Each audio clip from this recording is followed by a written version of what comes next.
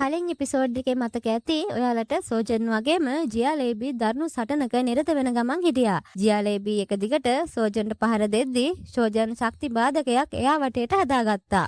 හැබැයි ඊළඟ මොහොතේ ජියාලේබී හිනාවක් දාගෙන ඇවිත් අර ශක්ති බාධකය විනාශ කරලා දැම්මා.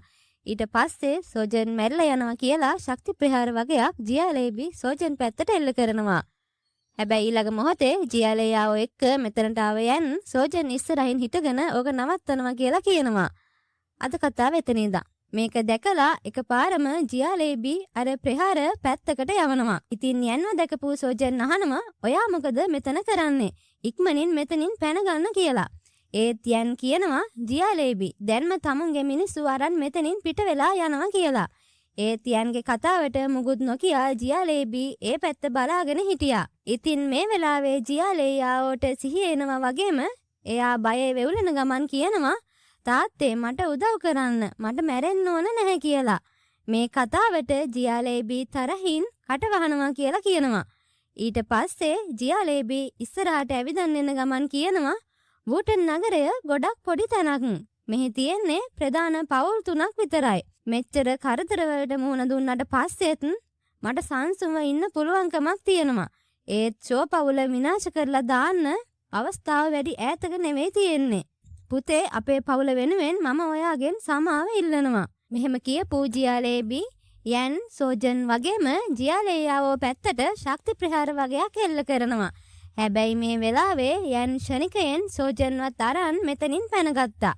ඉතින් අර ශක්ති ප්‍රහාර ඔක්කොම ඇවිල්ලා ජියාලේයාවගේ ඇඟේ වදිනවා. මේක දැකපු ජියාලේබී ආයෙත් යන්ට පහර දෙන්න එද්දී සෝජන් ඉස්සරහට ඇවිල්ලා ආයෙත් ජියාලේබී එක සටන් කරන්න පටන් ගත්තා. හැබැයි ජියාලේබී ලේසියෙන්ම සෝජන්ට පහර දීලා එයාව පැත්තකට විසි කරලා දාලා කියනවා සෝජන් එක බලද්දී මම තමුන් වගේ ගඳ ගහන කොල්ලෙක් පැත්තට වැඩි අවධානයක් දෙනවා. ඒ නිසා තමුන් මැරිලා යනවා. මෙහෙම කියපු ජියාලේබී විශාල ශක්ති ප්‍රහාරයක් යන් පැත්තට එල්ල කරනවා. හැබැයි මේ වෙලාවේ යාවචෙන් ඉන්න මුද්දත් මේ පැත්තට එන ගමන් තිබුණා. මේ වෙලාවේ යන්ට අර ප්‍රහාරය වදින්න ඔන්න මෙන්න තියෙද්දි සෝජන් යන්ට ඉස්සරහින් මතුණා. ඉතින් මේ මාරාන්තික ප්‍රහාරය සෝජන්ගේ වදින්න ඔන්න මෙන්න ලං වෙද්දි යාවචෙන්ට මෙතනින් එයාවයි එයාගේ ගෝලයාවයි මැවිලා පෙනුණා. ඉතින් යන් මේ වෙලාවේ එකපාරම තාත්තේ කියාගෙන සෝජන් ඉස්සරහට ආවා. ඉතින් අර ප්‍රහාරයත් ඒත් එක්කම යන්ගේ පිටිපස්සට වදිනවා. ඉතින් මේ ප්‍රහාරය වැදිලා යන්ව ඈතට විසි වෙලා ගිහිල්ලා ගොඩනැගිල්ලක වැදුනා. මේක දැකලා කලබල වුණ සෝජන් කෑ ගහගෙන යන් පැත්තට දුවන්න පටන් ගන්නවා. හැබැයි ජියාලේබීගේ ප්‍රහාරයක් කකුලේ වැදිලා සෝජනුත් මේ වෙලාවේ බිම වැටුණා. යන්ට මේ වෙලාවේ සිහිය තිබුණත් එයා ගල් කැට වගේකට යට වෙලා හිටියේ. ඒ වගේම යන් දකිනවා ජියාලේබී එක දිගටම සෝජන්ට පහර දෙනවා. සෝජනුත් මේ වෙලාවේ අමාරුවෙන් යන්ගේ නම කියද්දී තවත් ශක්ති ප්‍රහාර දෙකක් වැදිලා සෝජන්ව ඈතට විසි වෙලා ගිහිල්ලා එයාටත් සිහිය නැති වෙනවා. ඉතින් යනුත් අමාරුවෙන් තාත්තේ කියලා ඒ පැත්තට අත දික් කරද්දී යන් දකිනවා ජියාලේබී සෝජන්ට පයින් පාරක් ගහනවා වගේම ජියාලේබී මේ වෙලාවේ සෝජන්ව මරලා දාන්න සෝදානම් වුණා. හැබැයි ඒත් එක්කම යන් ළඟට ආව යාෝචෙන් කියනවා පොඩි කොල්ලෝ මට ඔයාට උදව් කරන්න ඉඩ දෙන්න කියලා. ඒත් එක්කම යාෝචෙන්ගෙන් විශාල ශක්තියක් යන්ගේ ශරීරයට ඇතුල් වුණා. අර වගේම අර මුද්දත් යන්ගේ ඇඟිල්ලට ඇවිල්ලා තිබුණා. මේ අතරවාරේ ජියාලේබී විශාල ශක්ති ප්‍රහාරයක් සූදානම් කරන ගමන් කියනවා සෝජන් අපායට ගිහිල්ලා තමුන්ගේ පුතත් එක්කන් එකතු වෙනවා කියලා. ඉතින් මේ ප්‍රහාරය සෝජන්ගේ වදින්න ඕන්න මෙන්න තියෙද්දී විදුලි වේගයකින් මෙතනට ආව යන් ජියාලේබීගේ අත අල්ල ගන්නවා. ඉතින් ජියාලේබී කලබල වෙලා තමුන් කවුද කියලා අහනවත් එක්කම යන් ජියාලේබීව කරකවලා එයාට පයින් පාරක් ගහනවා. මේ ප්‍රහාරයෙන් ජියාලේබී පස්සට විසි වෙලා යනවා වගේම එයාගේ කටින් ලේ එළියට පනිනවා. හැබැයි එයාට හිතා ගන්නවත් වෙලාවක් ඉඩ නොදී ආයෙත් යන් මෙයා ළඟින් මතු වුණා. ඊට පස්සේ යන් එක දිගට ජියාලේබීගේ මූණට පහර දෙන්න පටන් ගන්නවා. හැබැයි යන්ගේ ශරීරයට යාවචෙන්ගේ ශක්තිය දරා ගන්න ටිකක් අමාරු නිසා යන්ගේ මූණේ ඉරිතැනීම් වගේකුත් ඇති වෙන්න පටන් ගත්තා.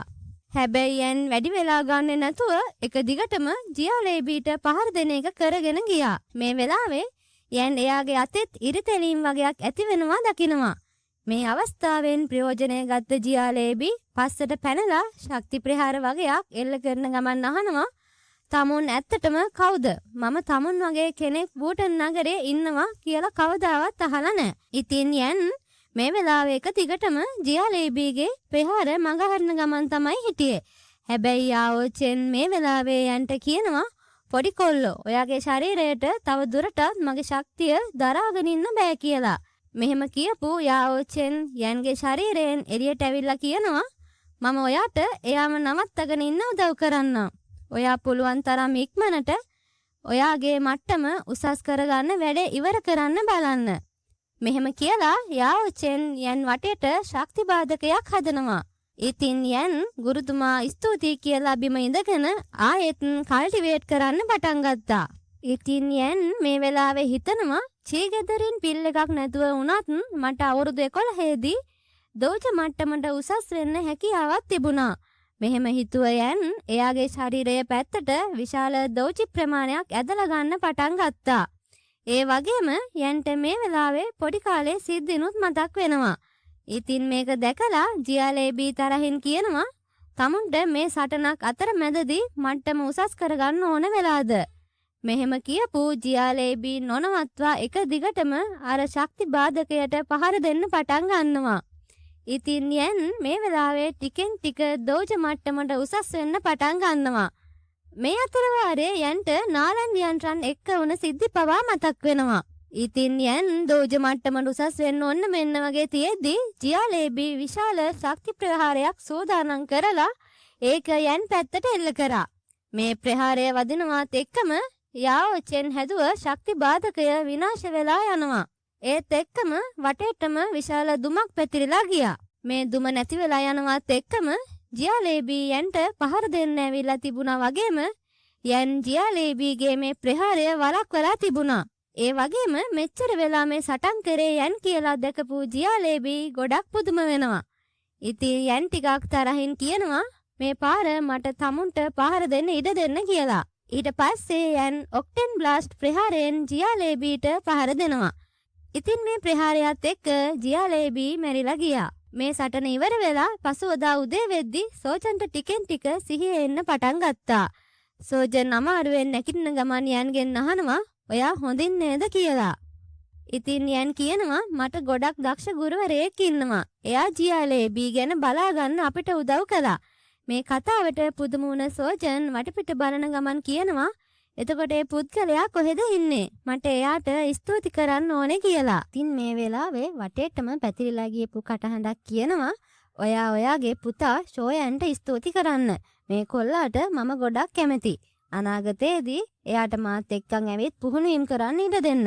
මේ කතාවත් එක්ක ෂෝජන් අර කටහඬ ආපු පැත්තට ආචාර කරන ගමන් කියනවා මම එල්ඩර්ට කැමති විදිහට වැඩේ සිද්ධ කරන්න ඉඩ දෙන්නම් කියලා. සෝජන් මෙහෙම කියද්දී යනුත් ඒ පැත්තට ආචාර කරනවා.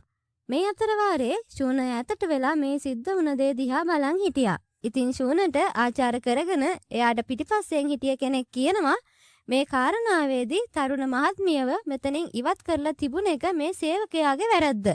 මේ ලින්හින් ඒ වෙනුවෙන් ඕන දඩුවමක් විදින්න සූදානම්. ඒත් ගූග්ලෑන් එකට ෂෝ පවුලේ දේවල් වලට මැදිහත් වෙන්න අවසර දීලා නැහැ. කරුණා කරලා ඔබතුමිය ෂෝ පවුලේ දේවල් වලට මැදිහත් වෙන්න යන්න එපා. ඉතින් ෂෝන ටිකක් සංසුන් විදියට වුණත් තරහින් කියනවා ඔයා සතුට වෙන්න ඕන ෂෝයන් සහෝදරයාට මුකුත් උනේ නැති එක ගැන කියලා. ඉතින් අද ওই විදිහට කතාව ඉවර වෙනවා. ඊළඟ එපිසෝඩ් එකත් මම ඔයාලට ඉක්මනින්ම අරගෙන එන්නම්. මගේ YouTube channel එකත් එක දිගටම එකතු වෙලා ඉන්න කියලා ආරාධනා කරනවා. මගේ channel එක subscribe කරලා නැත්නම් subscribe කරලා bell icon එකත් click කරගෙන යන්න. ඔයාලට සුබ දවසක්.